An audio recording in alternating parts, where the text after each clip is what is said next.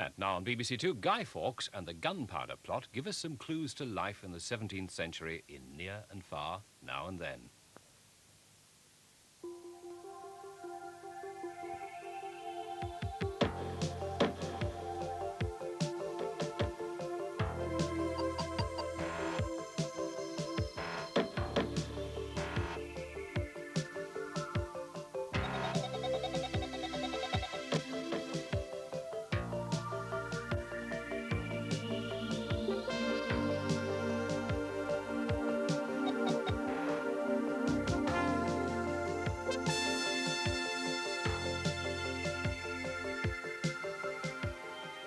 In the year 1605, a group of Catholic gentlemen plotted to blow up Parliament and kill the king.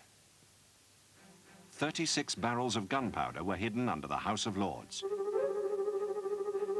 But at the last minute, the plot was discovered. The first conspirator to be caught was Guy Fawkes.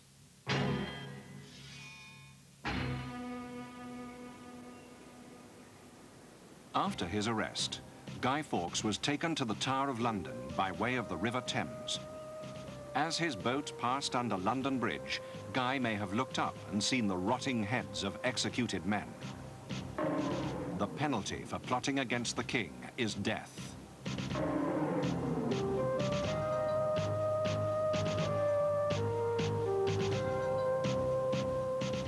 And so Guy Fawkes was brought to King James's Tower.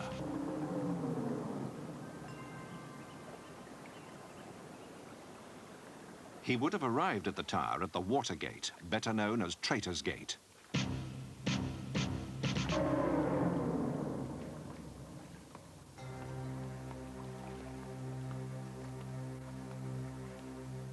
Guy Fawkes was taken for questioning to the King's House, the home of the Lieutenant of the Tower, Sir William Wade. Sir William had a long list of questions for Guy Fawkes. Who had been his accomplices? What was the name of their leader? Had the Catholic priests called Jesuits been involved? Stern-faced men waited for Guy Fawkes's reply. But he would not answer them because he had taken an oath of secrecy. Sir William warned him that he must confess or be tortured.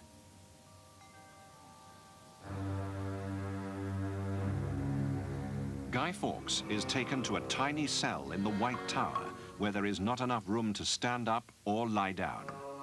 It is called Little Ease.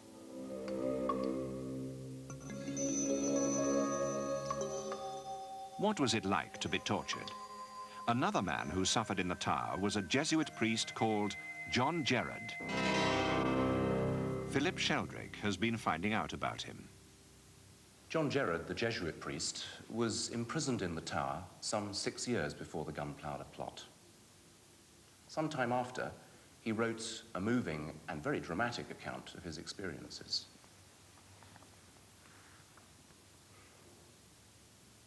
We then proceeded to the place prepared for the torture. We went in a solemn procession with candles, for the place was very dark.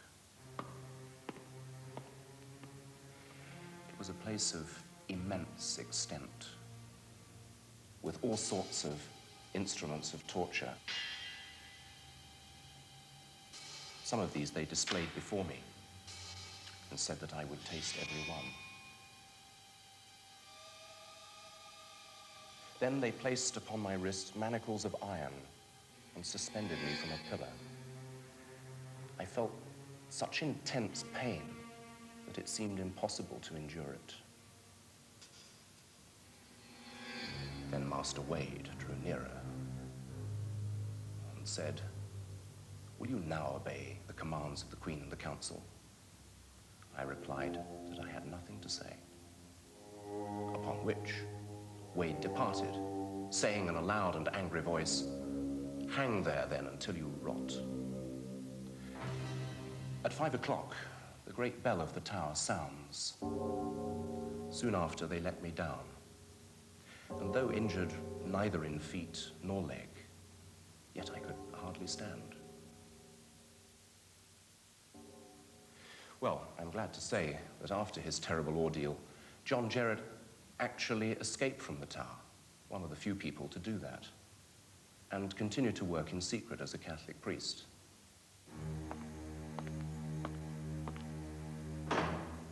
Guy Fawkes was not so lucky.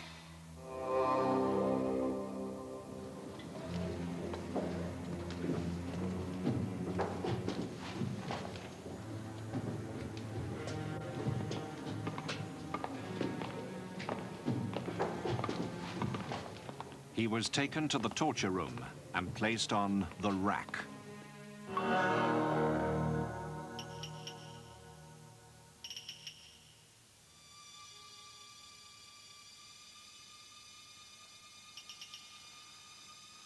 To start with, Guy Fawkes resisted the pain, but bit by bit, he told his torturers everything they wished to know.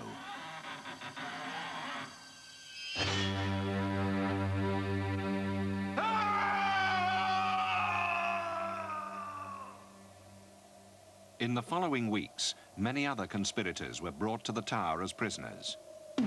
Ambrose Rookwood, Everard Digby, Francis Tresham, John Grant, Robert Keyes, Thomas Winter, and his brother Robert.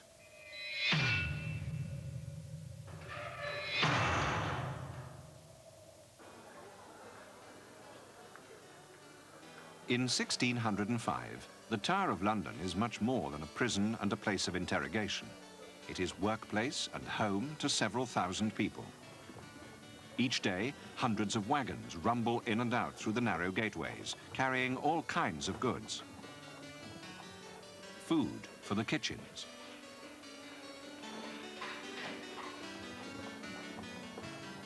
Coal for the blacksmith's forge.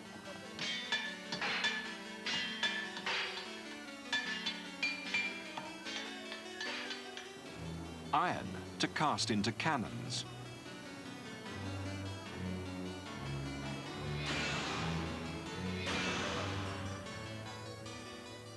The tower is also the country's main storehouse for explosives.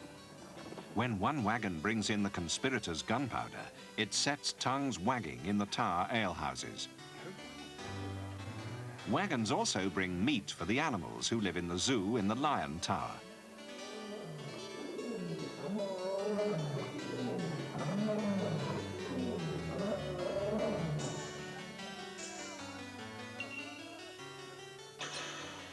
Here is the mint, where gold and silver are melted down and made into coins.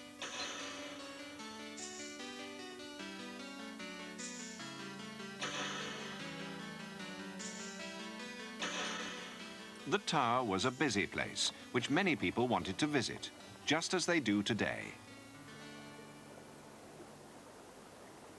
In 1605, you were expected to leave your sword at the gatehouse and pay the warders to show you round.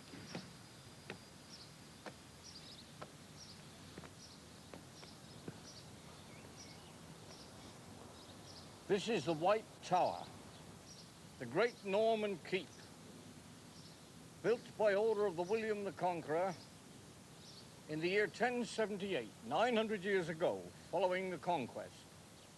For 500 years, the home of kings. Today, no longer a royal residence, it is a museum, which houses the finest collection of armor and weapons in the world.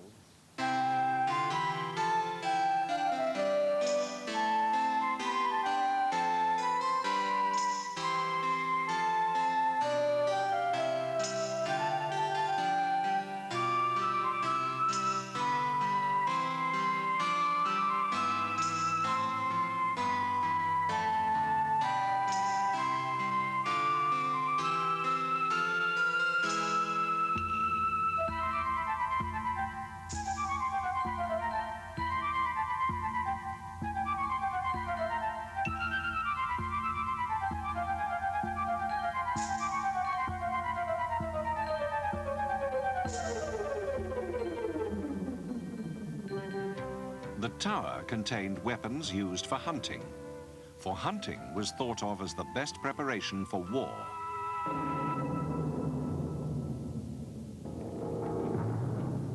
At the time of Guy Fawkes, the tower was a storehouse of armour and weapons that could equip a large army, an arsenal.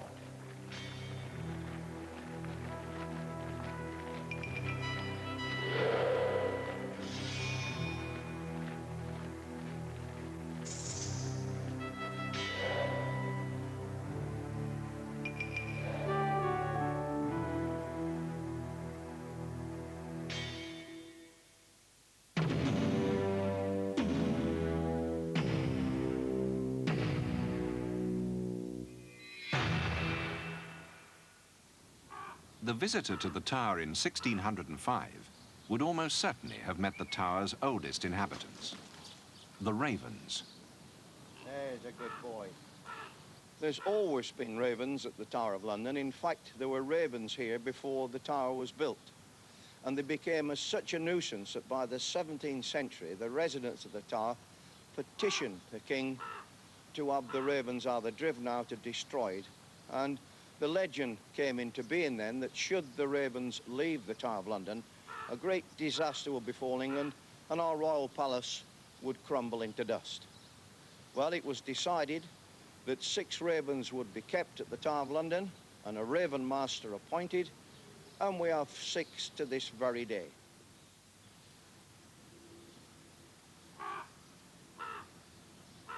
Some visitors came to pray in the tower chapel.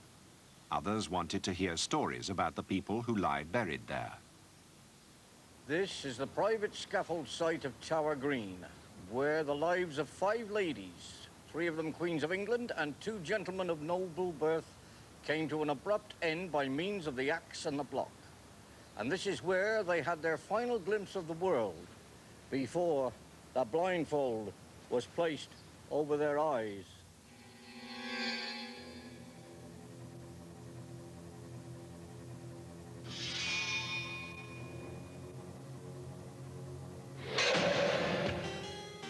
This is the Bloody Tower, so called because of its dark and terrible history.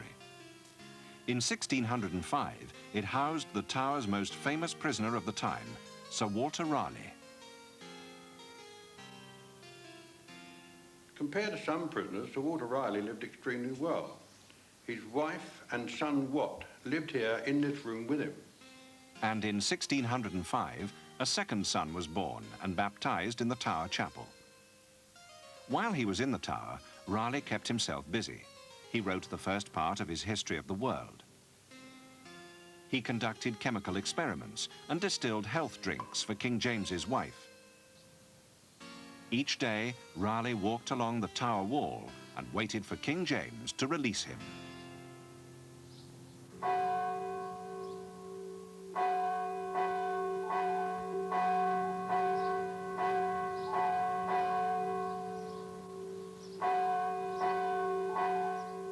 At 5 o'clock, the curfew bell is rung. Time for visitors to leave if they don't want to get shut in the tower for the night.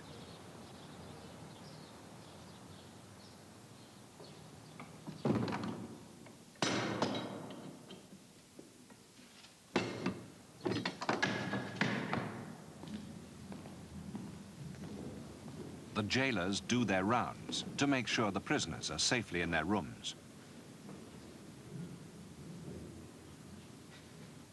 And from inside their rooms, the prisoners hear the words of the ancient ceremony of the keys.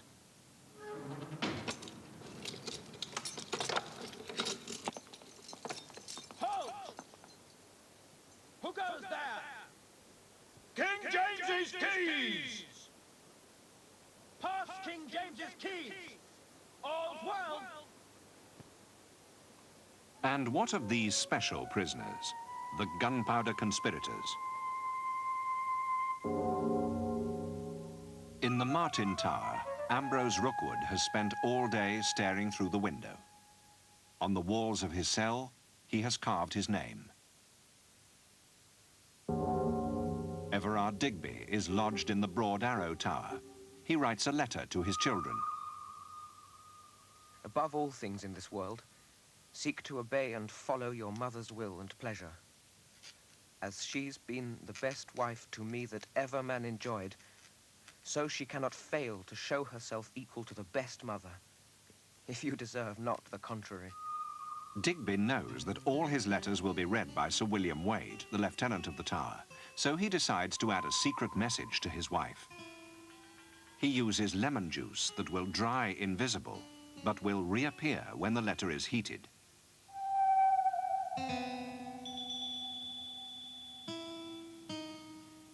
He warns his wife that the government plan to blame the Gunpowder Plot onto their friend, the Jesuit priest John Gerard.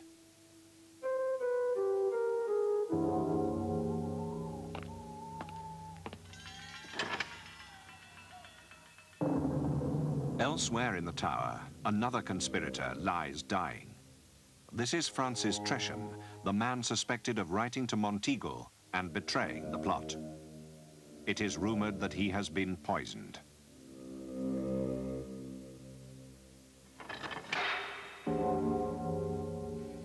Guy Fawkes has been tortured for the last time.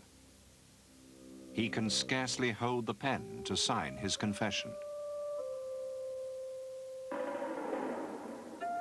He manages only his Christian name, Guido, before the pen slips from his grasp.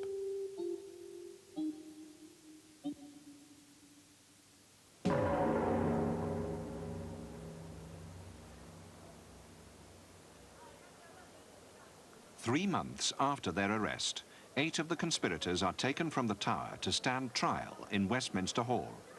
They're charged with high treason. The hall is crowded. The Queen and the Prince of Wales are present. The trial begins with Sir Edward Coke describing how the conspirators plotted against the king. The conspirators are given little chance to defend themselves, and the trial is soon over. All 8 are found guilty. And so the conspirators are drawn on hurdles through the streets of London. And in their ears ring the terrible words of the death sentence. The traitor, being not worthy to tread upon the face of the earth, shall be drawn to the place of execution at a horse's tail. The traitor, being unfit to breathe the common air, shall be hanged by the neck between earth and heaven. The traitor is to be cut down alive. The traitor's head, which has imagined such mischief, shall be cut off. The traitor's body shall be cut into quarters, and these quarters shall be set up in a high and eminent place to the view and detestation of men, and to become a prey for the fowls of the air. This is the reward due to traitors.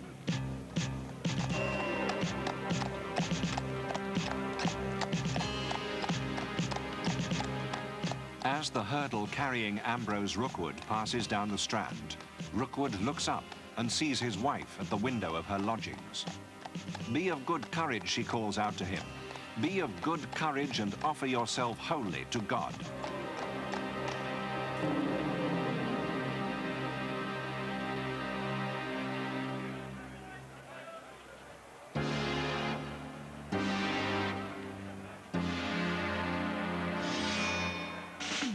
The last of the 8 to die was Guy Fawkes.